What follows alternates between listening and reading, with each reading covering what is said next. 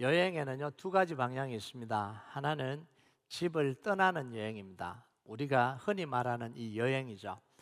휴가철이 되면 사람들은 짐을 싸서 집을 떠납니다. 가고 싶은 곳을 정하고 보고 싶은 풍경을 떠올리고 맛있는 음식을 기대하면서 집을 나서죠. 이런 여행은 굉장히 가벼워요. 기분이 좋기도 하고 가볍기도 하고. 근데 이런 여행은 계획이 바뀌어도 괜찮잖아요. 뭐 계획적인 사람은 바뀌면 안 되지만 계획이 좀 바뀌어도 괜찮습니다. 마음 가는 대로 방향을 바꿀 수도 있어요. 흥미가 사라지면 여행을 갔다가 언제든지 돌아올 수도 있습니다.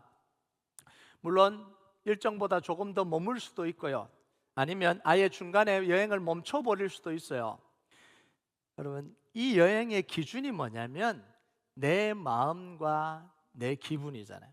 내 기분에 따라서, 내 마음에 따라 줄일 수도 있고 늘릴 수도 있고, 여기 갈 수도 있고 저기 갈 수도 있고, 계획한 대로 갈 수도 있고 다른 곳으로 갈 수 있는 거예요. 그래서 이걸 우리는 휴가라고 부르잖아요. 베이케이션. 자, 그런데 전혀 다른 종류의 여행이 있습니다. 집을 떠나는 여행이 아니라 집으로 돌아가는 여행입니다. 납치되거나 포로를 당해서 감금된 사람들, 누군가 그들을 구출해주면 그때부터 이들의 가는 길은 휴가가 아닙니다. 집에 도착할 때까지 멈출 수도 다시 돌아갈 수도 없습니다. 방향을 잃어버리면 그 순간 다시 붙잡히거나 영원히 집으로 돌아가지 못할 수도 있습니다. 그래서 이 여행은 반드시 목적지와 방향이 필요해요. 그래서 이걸 뭐라고 부르냐면 귀환이다 이렇게 이야기합니다. 포로 귀환할 때 귀환이다. 리턴, 집으로 돌아가는 길이다 이렇게 이야기하죠. 성경은 우리를 뭐라고 표현하냐면 부르심을 받은 사람이다 이렇게 이야기해요. 그렇다면 우리는 어디에서 어디로 부르심을 받았냐는 거예요. 골로새서 1장 1절에서 13절, 1장 13절에 14절 우리가 외웠던 거죠. 같이 읽겠습니다. 시작. 그가 우리를 흑암의 권세에서 건져내사 그의 사랑의 아들의 나라로 옮기셨으니 그 아들 안에서 우리가 속량 곧 제사함을 얻었도다. 우리는 흑암의 권세에서 건져냄을 받은 사람들입니다. 사단의 권세에서 벗어나서 하나님의 나라로 옮겨진 사람들입니다. 그래서 그때부터 우리의 인생은 휴가가 아니라 귀환입니다. 돌아가는 길이에요. 삶의 분명한 목적지와 방향이 필요합니다. 이걸 잃어버리면 영원히 이탈할 수도 있다는 거예요. 여기에 뭐가 있냐면 교회의 정체성이 있어요. 교회는 일반적인 공동체와는 다릅니다. 교회는 흑암의 권세에서 불러냄을 받은 사람들의 모임입니다. 사단의 권세 아래에서 노임받은 사람들의 모임이에요. 이게 교회입니다. 이걸 헬라어로 에클레시아라고 불렀습니다. 에클레시아. 밖으로라는 전치사 에크, 부르다는 동사 칼레오가 합쳐진 합성어입니다. 그래서 밖으로 불러낸 자들의 모임, 이게 교회예요. 그래서 성경은 이 단어를 교회라고 번역했습니다. 이 아켈레시라는 이 단어를 교회라고 번역했습니다. 근데 이 단어는 언제나 집합적인 의미로 사용됩니다. 다시 말하면 교회는 개인이 아니라 공동체라는 거예요. 집합적인 의미로 사람들, 무리들, 불러낸 사람들 이런 거예요. 그래서 우리가 교회라고 말할 때 한 사람을 의미하지 않고 공동체를 의미합니다. 그 개인을 부를 때는 성도라고 부르죠. 그래서 큰나무교회 아무개 성도님 이렇게 불러요. 큰나무교회 아무개 교회님 이렇게 안 부르잖아요. 성도님 이렇게 불러요. 자, 그렇다면 개인은 그러면 교회가 아니냐라는 거예요. 이 부분에 혼란이 생길 수 있어요. 다 모이면 교회인데 개인은 교회가 아니냐. 제가 지난번 설교 때 개인은 교회가 아니다 단정적인 표현을 써서 좀 혼란들이 생긴 것 같습니다. 정리가 필요할 것 같아서 이 부분 정리하고 갑니다. 성령님은 공동체로 임하는 게 아니라 개인의 마음에 거하십니다. 각자의 마음에 들어오시죠. 성령님이 거하시는 사람은 하나님의 성전이 됩니다. 그죠? 우리가 하나님이 거하시는 각자가 다 하나님의 성전이에요. 거룩한 성전입니다. 성령님이 성전된 성도들이 모일 때 뭐가 이루어져요? 교회가 이루어집니다. 교회는 그리스도를 머리로 하는 몸이에요. 그냥 사람들이 모인 그것 의미하는 게 아니라 그리스도를 머리로 하는 몸이 뭐냐면 교회입니다. 유기체요. 각각의 성도는 그리스도의 몸을 이루는 지체가 되는 겁니다. 그래서 개인은요, 그리스도의 몸을 이루는, 교회를 이루는 나눌 수 없는 일부분입니다. 전체가 나눌 수 없는 거죠. 다 모여서 유기체처럼 하나가 되어서 교회를 이루는 거예요. 이런 의미에서 본다면 개인도 교회라고 말할 수 있다는 거예요. 이런 의미에서. 그런데 우리가 통상 이야기하는 교회는 공동체라는 걸 잊지 말아야 됩니다. 개인을 강조하다 보면 자꾸 문제가 생기니까, 그래서 공동체라고 봐야 되는 거예요. 자, 바울은요, 그래서 교회가 지향해야 될 분명한 방향을 제시를 합니다. 1절을 같이 한번 볼까요? 1절 같이 읽겠습니다. 시작. 그러므로 주 안에서 갇힌 내가 너희를 권하노니 너희가 부르심을 받은 일에 합당하게 행하여. 자, 부르심을 받은 일에 합당하게 행한다는 걸 뭘 보여주냐면 삶의 방향을 보여주는 거예요. 합당하게 행한다, 이 방향이잖아요. 부르심을 받은 사람들은 자기 마음대로 살 수 없는 사람들입니다. 자기를 부르신 분의 뜻을 따라야 되는 게 부르심을 받은 사람들입니다. 그래서 바울은 그리스도인들을 뭐라고 이야기했냐면 병사로 부름을 받은 사람들이다, 이렇게 이야기를 해요. 디모데후서 2장 3절 4절 한번 볼까요? 같이 읽겠습니다. 시작. 너는 그리스도 예수의 좋은 병사로 나와 함께 고난을 받으라. 병사로 복무하는 자는 자기 생활에 얽매이는 자가 하나도 없나니 이는 병사로 모집한 자를 기쁘게 하려 함이라. 병사의 삶의 기준은 자기 생각이 아니라는 거예요. 자기 계획이 아니라는 거예요. 누구의 생각이어야 돼요? 자기를 부른 분의 생각이 중요하다는 거예요. 자기의 부른 분을 기쁘게 하는 게 그게 병사의 삶이라는 거예요. 그래서 자기 생활에 얽매이지 말고 뭐 하라는 거예요? 부른 분의 그 말씀을 따라가고 부른 분의 명령을 따라가고, 그래서 부른 분을 기쁘게 하는 게 그게 병사의 정체성이라는 거예요. 그게 삶이라는 거예요. 여러분, 바울은요, 이 부르심의 삶을 살아낸 사람입니다. 정확하게 살아낸 사람입니다. 바울은 뭐라고 표현했냐면 주 안에서 갇힌 자다, 이렇게 표현해요. 주 안에서 갇힌 자다. 이 감옥에 갇혔다는 이야기잖아요. 다메섹을 가는 길에서 하나님께 부름을 받고 난 뒤에 사도 바울은 한 번도 방향을 바꾼 적이 없어요. 그 길은 결국 바울을 어디까지 인도해 가냐면 감옥에까지 인도한 거예요. 방향을 안 바꿨기 때문에 감옥에 간 거예요. 방향을 바꿨다면 감옥에 가지 않았겠죠.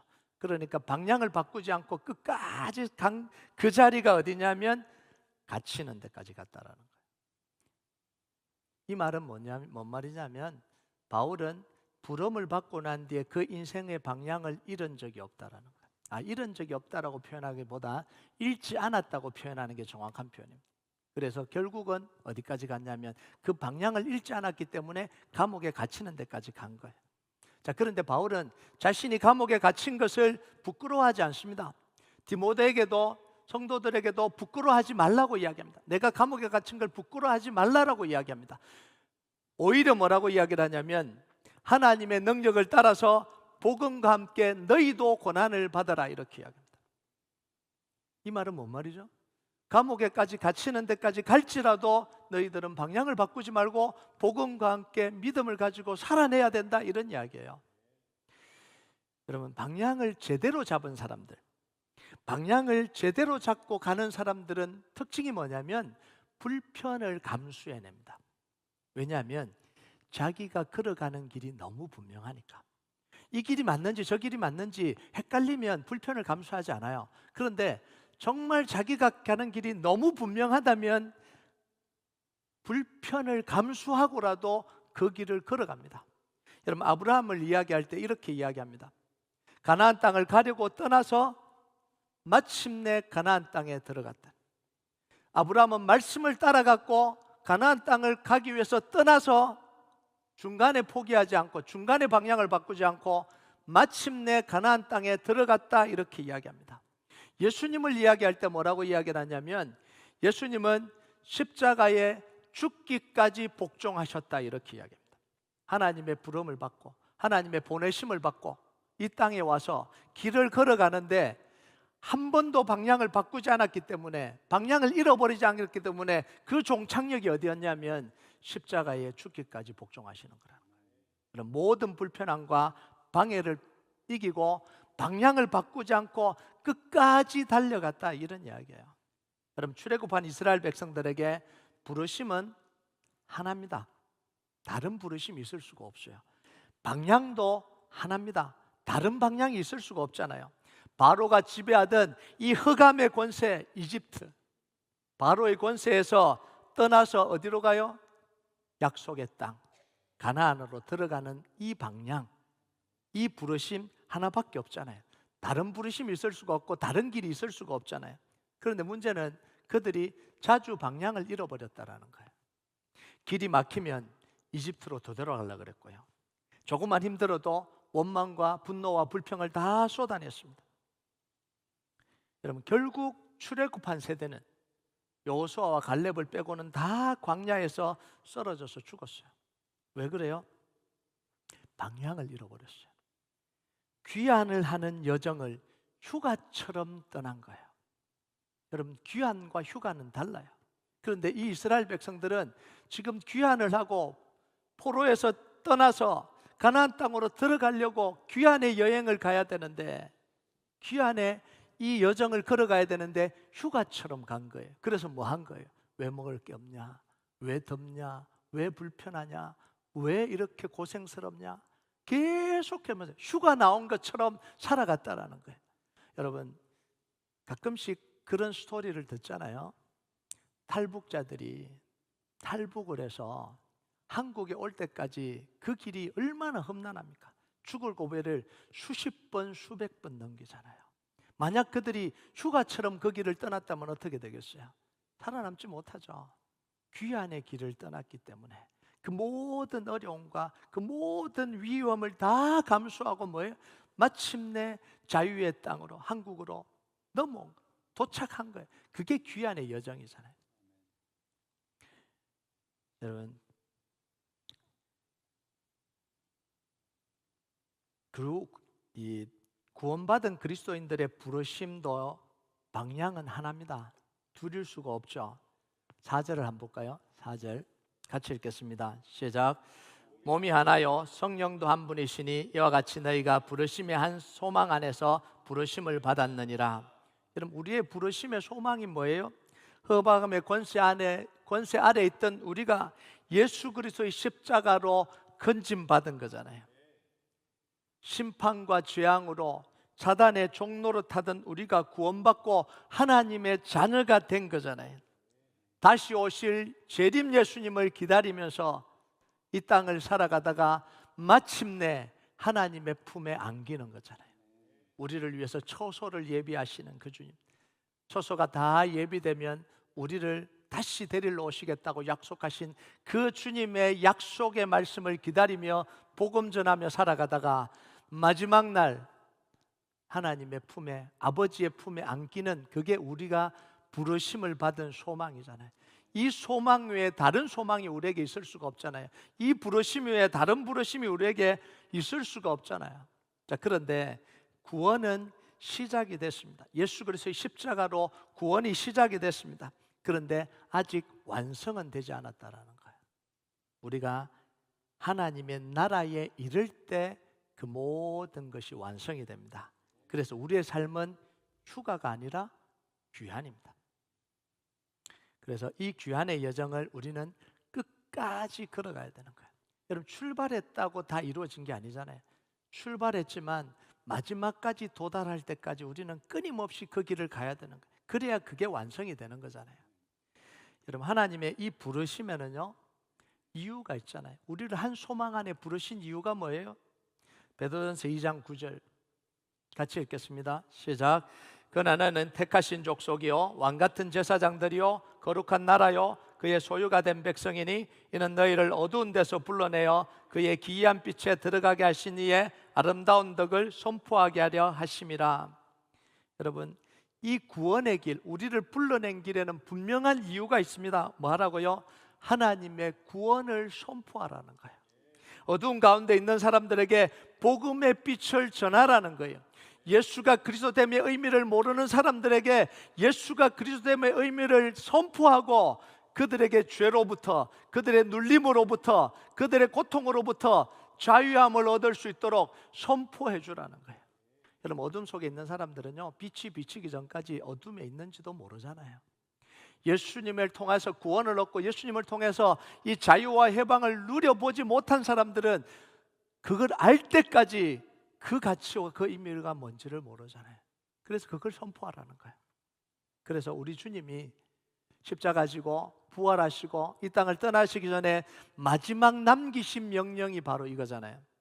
마태복음 28장 19절 20절 같이 읽겠습니다. 시작. 그러므로 너희는 가서 모든 민족을 제자로 삼아 아버지와 아들과 성령의 이름으로 세례를 베풀고 내가 너에게 분부한 모든 것을 가르쳐 지키게 하라. 볼지어다 내가 세상 끝날까지 너희와 항상 함께 있으리라 하시니라. 이게 우리의 삶의 방향입니다. 이건 변할 수도 없고 변해서도 안 되는 방향입니다. 이 방향 외에 우리에게 다른 방향이 있을 수가 없어요. 여러분, 이 길을 벗어나서 우리가 아무리 대단한 일을 해도 이미 방향을 잃어버린 겁니다. 교회가 이 길을 벗어나서 아무리 대단한 일을 하고 아무리 큰 일을 해도 방향을 잃어버린 겁니다. 우리에게 주어진 부르심과 방향은 단 하나밖에 없어요. 주님 오실 때까지 예수가 그리스도임을 선포하고 하나님의 구원을 선포하고 흑암에 있는 사람들에게 빛을 선포하는 그 길 외에는 다른 길이 없습니다. 여러분, 우리가 걸어가야 될 이 방향을 오늘 뭐라고 표현하냐면 성령의 하나 되게 하신 것을 지키라 이렇게 표현해요. 여러분 3절을 한번 볼까요? 같이 읽겠습니다. 시작. 평안에 매는 줄로 성령이 하나 되게 하신 것을 힘써 지키라. 누가 누구 하나 되라는 거예요? 하나님과 우리와 하나가 되고 이방인과 유대인이 하나 되고 문화와 인종이 다른 모든 사람들이 하나가 되고 죄인과 세리와 바리새인들이 하나가 되는 예수 그리스도 안에서 복음 안에서 하나가 되는 것을 지켜가라 이렇게 이야기하잖아요. 자, 여기서 중요한 게 있어요. 하나됨은 우리의 노력으로 만들어내는 게 아니라는 사실입니다. 우리 서로 하나 됩시다 이렇게 해서 되는 게 아니라는 거예요. 당신도 성격 좀 죽이고 당신도 말 좀 줄이고 당신도 좀 그렇게 하지 말서 우리가 좀 잘 지내서 하나가 되자 이런 의미가 아닙니다. 물론 하나가 되기 위해서 그런 과정을 거치기는 해야 되죠. 근데 이 하나됨은 뭐냐면 성령님이 이미 이루어 놓으신 거라는 거예요. 여기서 보면요, 우리의 노력으로 만들어내는 게 아니라 성령님이 이미 이루신 겁니다.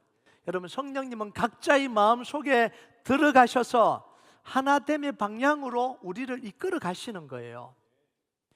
그러면 성령님의 인도를 따르기만 하면 우리는 성령 안에서 하나가 되는 거죠. 그래서 바울은 하나됨을 만들어내라 이렇게 안 하고 뭐 하라고요? 성령이 하나 되게 하셨다는 거죠. 성령이 하나 되게 하신 것을 힘써 지키라 이렇게 이야기를 해요. 자, 그러면 이 하나됨이 왜 이렇게 중요하냐는 거예요.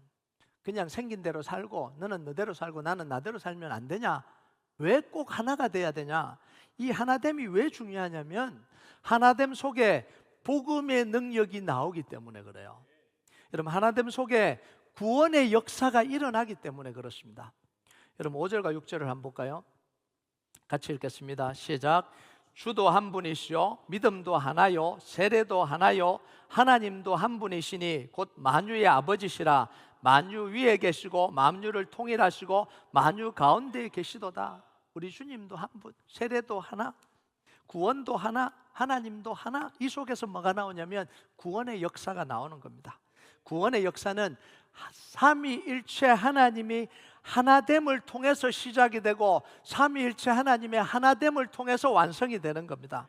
구원의 역사를 통해서 하나님이 단 한 번도 나누어지신 적이 없어요. 완전한 연합을 이루고 계시는 분이 하나님입니다. 그래서 구원의 역사를 통해서 하나님이 계획하시고 우리 주님이 실행하시고 성령님이 유지해 가시는 이 구원의 역사가 하나됨을 통해서 일어나는 거예요. 예수님이 십자가 지시기 전에 대제사장으로 드린 기도, 요한복음 17장에 나오는데 굉장히 중요한 기도죠. 그 기도의 핵심도 뭐냐면 하나됨을 위한 기도예요. 한번 볼까요? 요한복음 17장 21절 22절 같이 읽겠습니다. 시작. 아버지여, 아버지께서 내 안에 내가 아버지 안에 있는 것 같이 그들도 다 하나가 되어 우리 안에 있게 하사 세상으로 아버지께서 나를 보내신 것을 믿게 하옵소서. 내게 주신 영광을 내가 그들에게 주었사오니 이는 우리가 하나 된 것 같이 그들도 하나 되게 하려 함이니이다. 우리 안에 하나가 되사 우리가 우리 안에 세상으로 아버지께서 나를 보내신 것을 믿게 하고 제자들이 우리와 하나 되게 하셔서 뭐예요? 구원의 역사를 이루어가게 해달라 이렇게 기도하잖아요. 자, 하나님과 예수님이 하나됨을 통해서 예수님이 구원의 역사를 이루셨잖아요.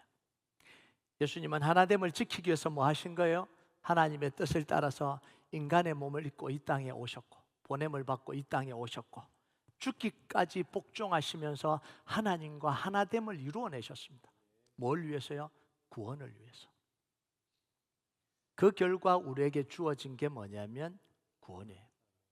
하나님과 예수님과 성령님이 하나됨을 통해서 우리에게 이루어진 게 뭐냐면 구원입니다. 우리의 하나됨은 그래서 복음을 위해서 하나됨입니다. 분위기 좋게 만들려고 하나됨이 아니에요. 우리 서로 잘 지내자, 그래서 재밌게 지내자, 즐겁게 지내자, 이게 하나됨이 아니에요. 구원을 위해서 교회는 하나가 돼야 됩니다. 여러분, 성령님은 하나 되게 하시는 역사잖아요. 하나 되게 하는 영이잖아요. 그래서 성령님의 방향은 분명합니다. 뭐냐면 증인이 되는 거잖아요. 사도행전 1장 8절에 뭐라고 이야기해요? 오직 성령이 너희에게 마시면 너희가 권능을 받고 예루살렘과 온 유대와 사마리아와 땅끝까지 이르러 내 증인이 될 것이다. 성령의 수많은 역사들이 있습니다. 방언도 하고 기적도 일어나고 뜨겁게 막 불타오르기도 하고 막 가슴이 막 터질 듯이 막 놀라운 막 역사들이 일어나요. 그런데 그 성령님의 그렇게 막 신비한 일도 일어나고 기적적인 일도 일어나는데 그 성령님의 궁극적인 방향이 뭐예요? 증인입니다. 기적이 아니고 신비한 게 아니고 뜨거워지는 게 아니고 뒹굴뒹굴 뒹구는 게 아니라 그 성령님의 궁극적인 방향은 그걸 통해서 이루려고 하는 건 뭐냐면 증인이에요. 그래서 증인으로 가지 않는 성령의 역사는 우리가 잘 봐야 됩니다. 이게 진짜 성령님이 역사하시는지 잘 봐야 되는 거죠. 근데 우리는 늘 현상에만 머물러 있잖아요. 뜨거워졌다, 기적이 일어났다, 뭔가 대단해졌다, 뭐 예언을 하더라, 뭘 하더라, 맞추더라, 여기에만 다 몰두해 있는 거예요. 하나님이 기뻐하시는 거, 하나님이 원하시는 그게 아닌데 거기에 있는 거예요. 여러분, 교회는요 왜 하나가 되냐면 교회를 교회답게 하기 위해서 하나됨이 필요합니다. 사명을 위해서 하나됨이 필요합니다. 그 사명이 뭐예요? 복음 전하는 것을 위해서. 그래서 하나됨은 뭐냐면 영혼 구원이에요.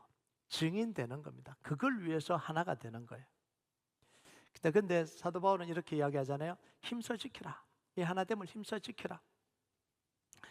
자, 이게 왜 그러냐면 교회가 이 길을 걸어갈 때, 하나됨을 향해서 걸어갈 때 부딪히는 장애물이 있다는 거예요. 그냥 하나 되면 좋겠는데 하나 되기가 쉽지 않다는 거예요. 장애물들이 생긴다라는 거예요. 성령이 하나 되게 하심을 깨트리는 공격이 존재한다라는 겁니다. 이게 교회의 현실입니다. 여러분, 교회 안에는요 성령의 역사만 있는 게 아니잖아요. 하나됨을 무너뜨리는 사탄의 공격도 있습니다. 이걸 우리가 인식하고 살아야 돼요. 그래서 바울은 이렇게 이야기를 해요. 하나됨을 힘써 지키라고 이야기하면서 이렇게 이야기합니다. 2절을 한번 볼까요? 같이 읽겠습니다. 시작. 모든 겸손과 온유로 하고 오래 참음으로 사랑 가운데 서로 용납하고. 자, 겸손, 온유, 오래 참음, 사랑 가운데 용납, 이건 성품을 나열한 게 아닙니다. 단순히 이런 성품을 가지면 좋다 이런 이야기가 아니에요. 하나됨을 지키기 위한 사도 바울의 몸부림이었습니다. 이렇게 하지 않으면 지켜지지 않으니까 이 하나됨을 지키기 위해서 사도 바울은 이런 성품을 가지고 몸부림쳤다라는 거예요. 여러분, 에베소 교회는요, 하나됨이 저절로 지켜진 게 아닙니다. 좋은 사람들만 모여 있어서 사도 바울이 사역을 할 때 다 하나 되고 그랬던 게 아니라는 거예요. 그게 어디서 나타나냐면 사도 바울이 에베소 교회를 떠날 때 고별사를 하는 내용 속에 그 에베소 교회의 모습이 나와요. 우리 한번 볼까요? 사도행전 20장 29절에 31절 같이 읽겠습니다. 시작.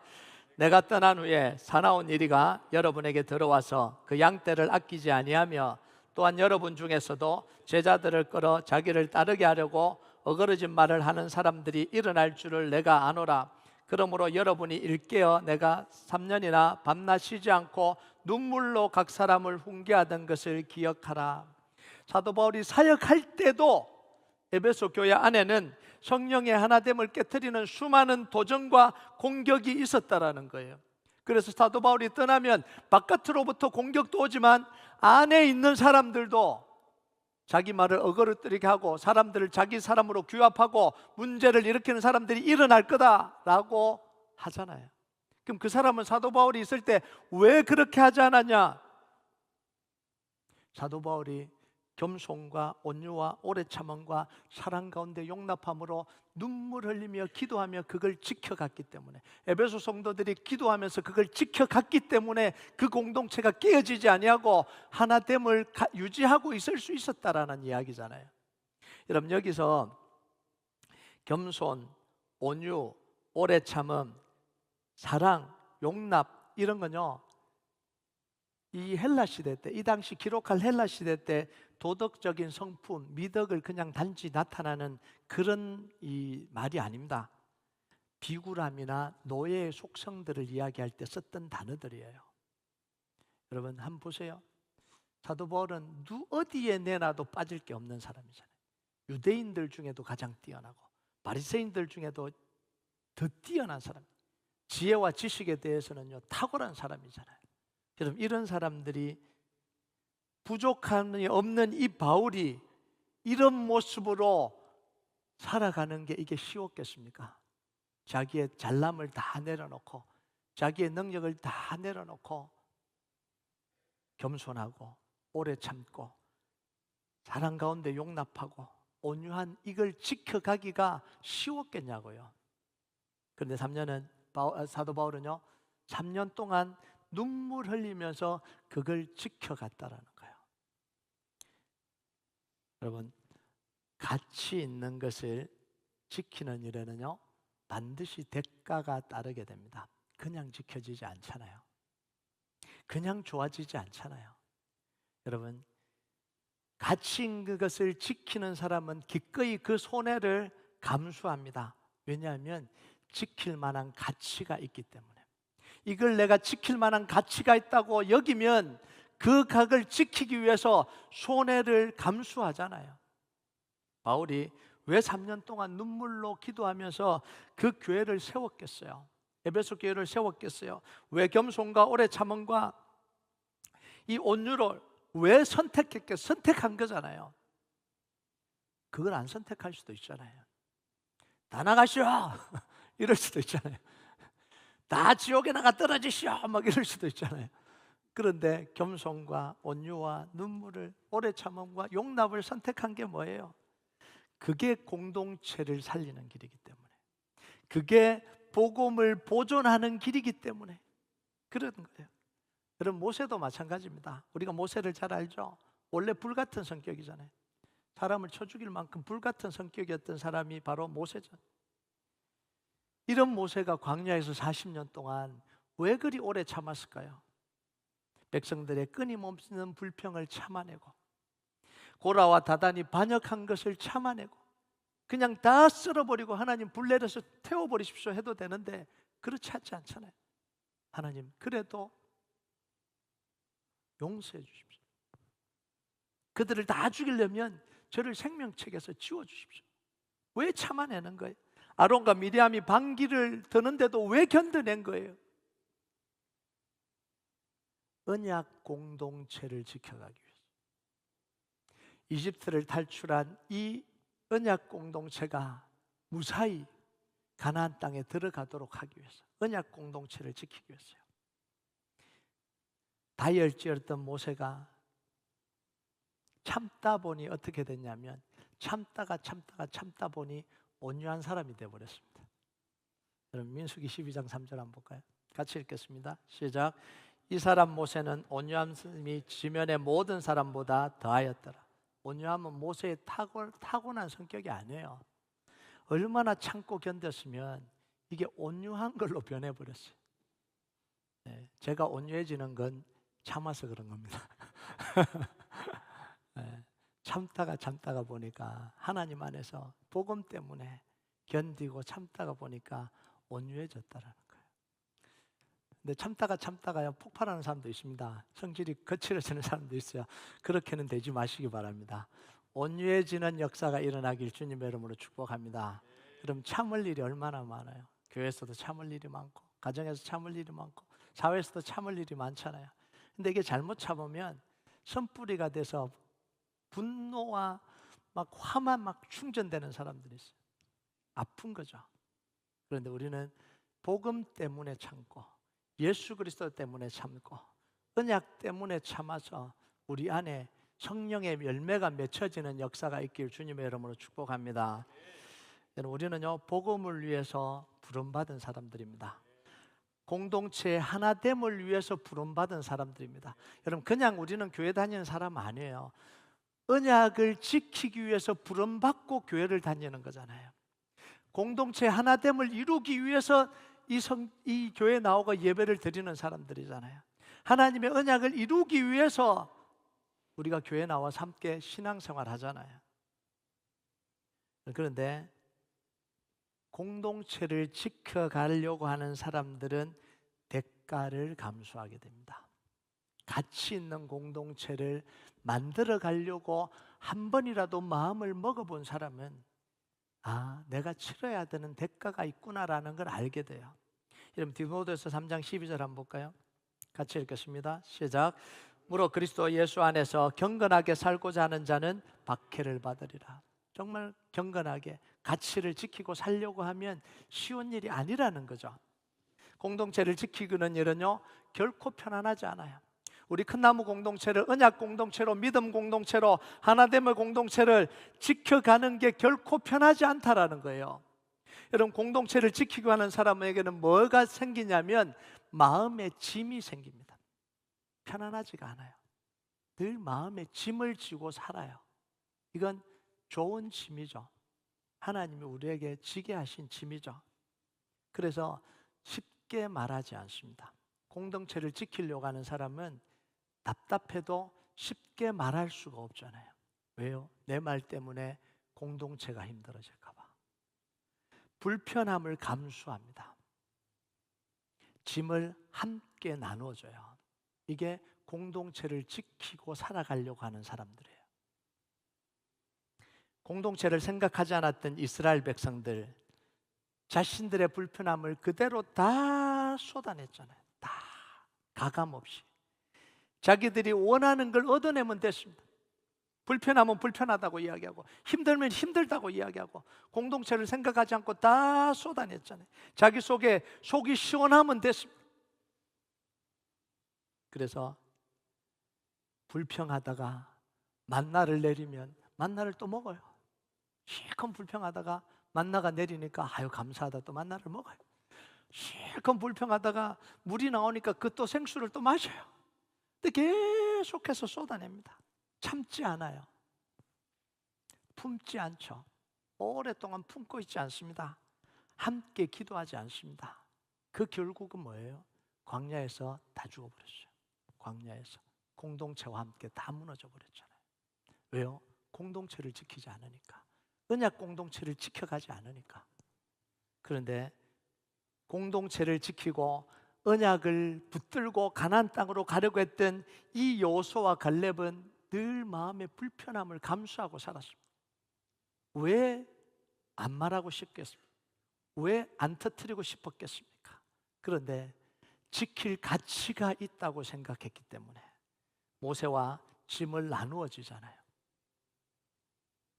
사람들이 막 불평할 때 저들은 우리의 밥이다, 가야 된다, 짐을 나누어 지잖아요.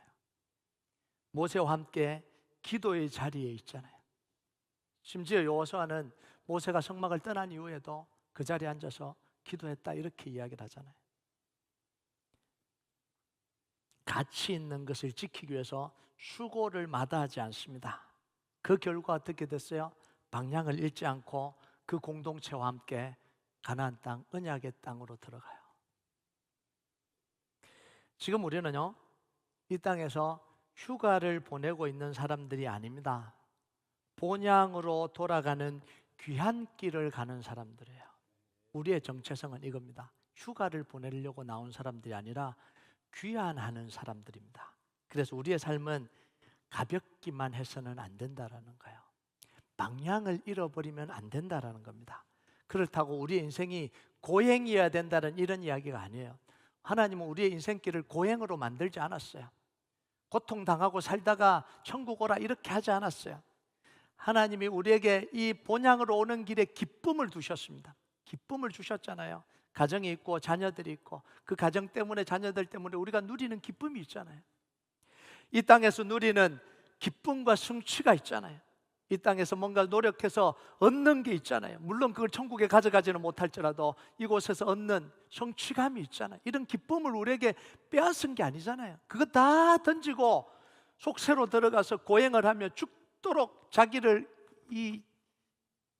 괴롭히다가, 자기 몸을 괴롭히다가 오라, 이런 거 아니잖아요. 기쁨을 주셨잖아요. 이 모든 것은요, 하나님이 귀환하는 그 길 위에 우리에게 주신 기쁨입니다. 여러분, 이스라엘 백성들이 출애굽해서 광야에 고통만 있었나요? 아니죠. 때때로 하나님이 주시는 그 기쁨을 누렸잖아요.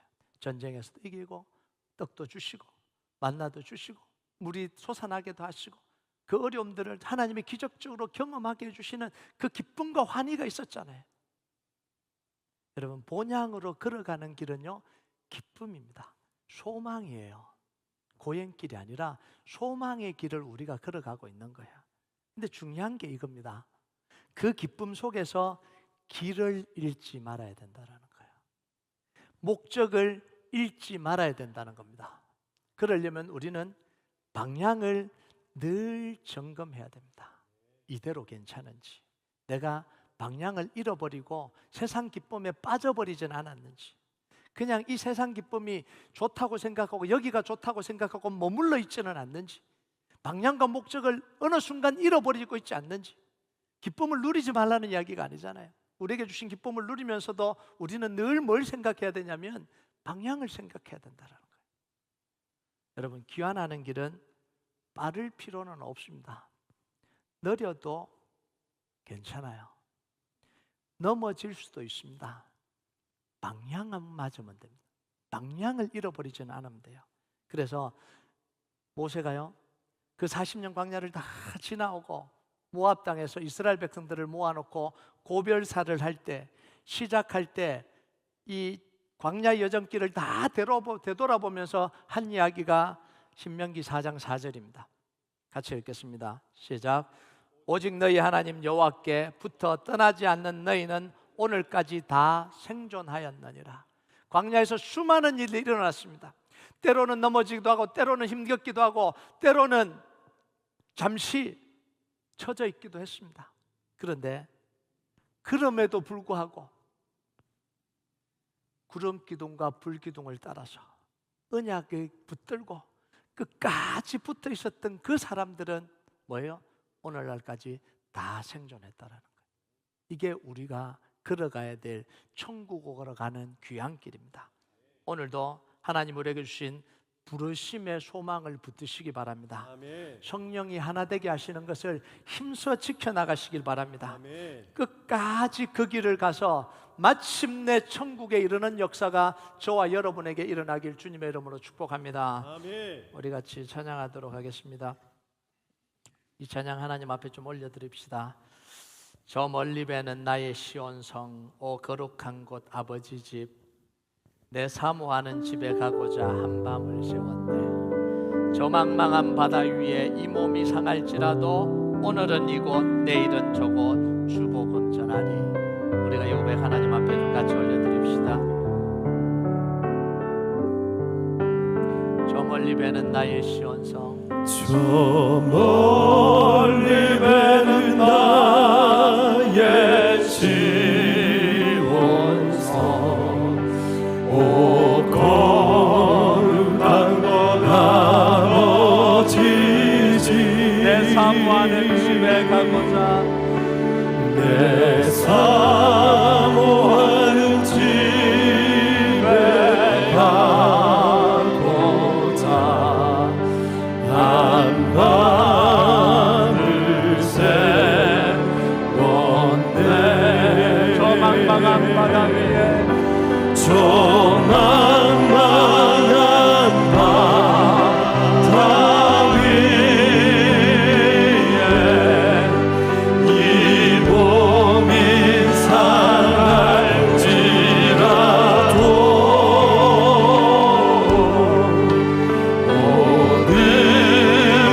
오늘 이곳 내일은 저곳 주복음 전하리.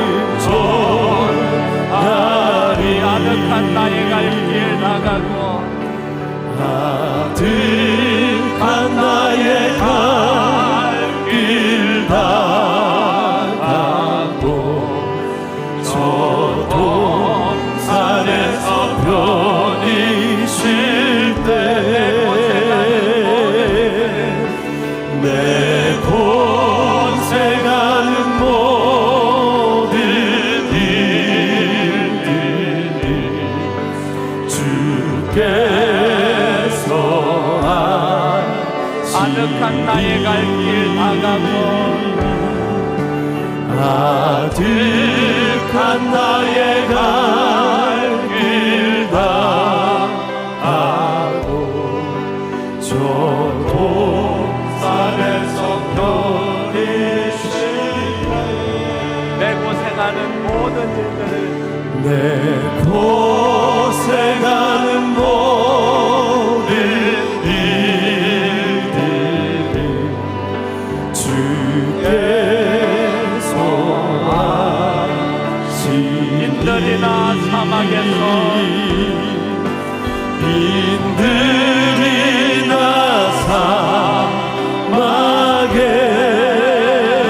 사막에서 이 몸이 고날지라도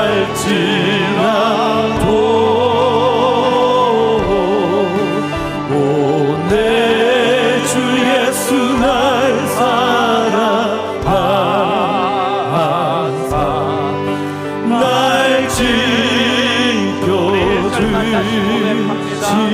저 멀리 배는 나의 시온성, 저 멀리 배는 나의 시온성, 오 거룩한 곳 아버지 집, 거룩한 곳 아버지 집, 내 사모하는 집에 가고자, 내 사모하는 집에 가고자 한밤을 새고 저 망망한 바다 위에, 저 망망한 바다 위에 이 몸이 상할지라도